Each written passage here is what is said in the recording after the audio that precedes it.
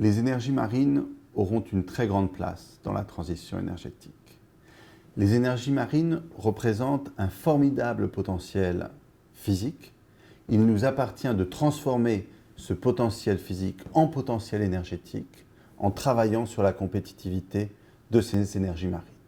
Je pense évidemment à l'éolien maritime, sur lequel nous sommes déjà positionnés dans les Pays de la Loire et en Normandie. Je pense aussi à d'autres énergies marines. D'ores et déjà, nous développons des projets dans le domaine de l'hydrolien, l'énergie des courants, et puis également dans le domaine de l'énergie thermique pour produire de l'air conditionné à La Réunion par ailleurs. Je pense aussi à d'autres énergies plus émergentes, comme l'énergie houlomotrice sur laquelle nous travaillons au Brésil, ou encore l'énergie osmotique.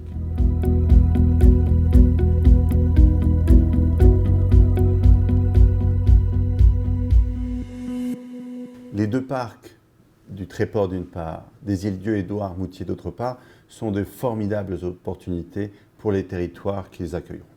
Ce sont d'abord de grands projets énergétiques qui fourniront de l'énergie renouvelable à des milliers de consommateurs.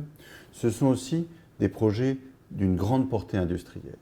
Au total, chacun de ces projets, ce sont 2 milliards d'euros d'investissement et donc de retombées économiques en priorité pour les territoires qui les accueillent. C'est de l'emploi très varié, de l'emploi très qualifié, de l'emploi moins qualifié.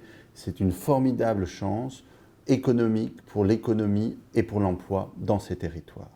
C'est aussi des objets d'innovation, de recherche et de développement.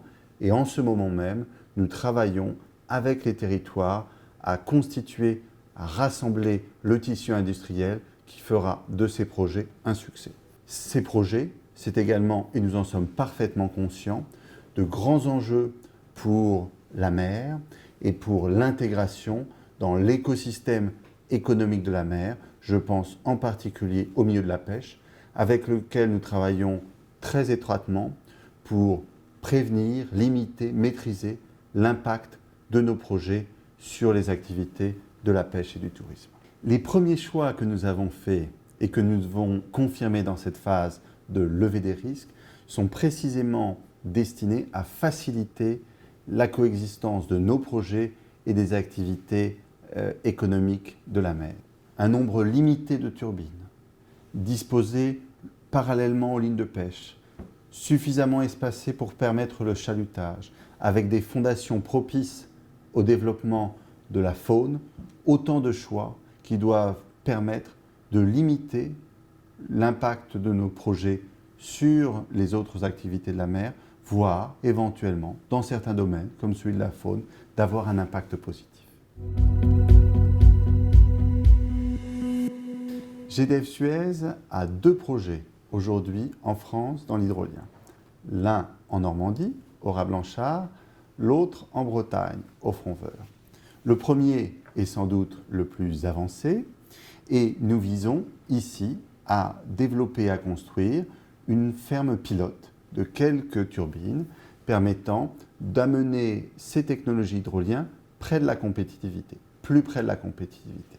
Les enjeux de l'hydrolien, comme de l'éolien maritime, ce sont d'abord des enjeux environnementaux, d'intégration dans le milieu, ce sont également des enjeux de collaboration avec le milieu de la pêche, et puis, comme pour l'éolien maritime, ce sont des enjeux économiques, d'emploi, d'activité. Et en la matière, l'intention de GDF Suez, c'est, dès la phase de la ferme pilote, de développer des activités d'assemblage et de maintenance à proximité des sites. GDF Suez a déposé, dans le cadre de l'appel à manifestation d'intérêt lancé par le gouvernement, un projet, celui du Raz-Blanchard. Et nous sommes très heureux d'avoir été sélectionnés avec l'hydrolienne Alstom. Par ailleurs, nous continuons à développer un projet au Fronveur, plus tourné vers les îles, qui est un peu moins avancé, mais sur lequel nous continuons à travailler. Ces projets marins sont de formidables aventures, des aventures industrielles, des aventures énergétiques, des aventures économiques, que nous sommes très heureux de pouvoir mener aux côtés des territoires et au bénéfice des territoires.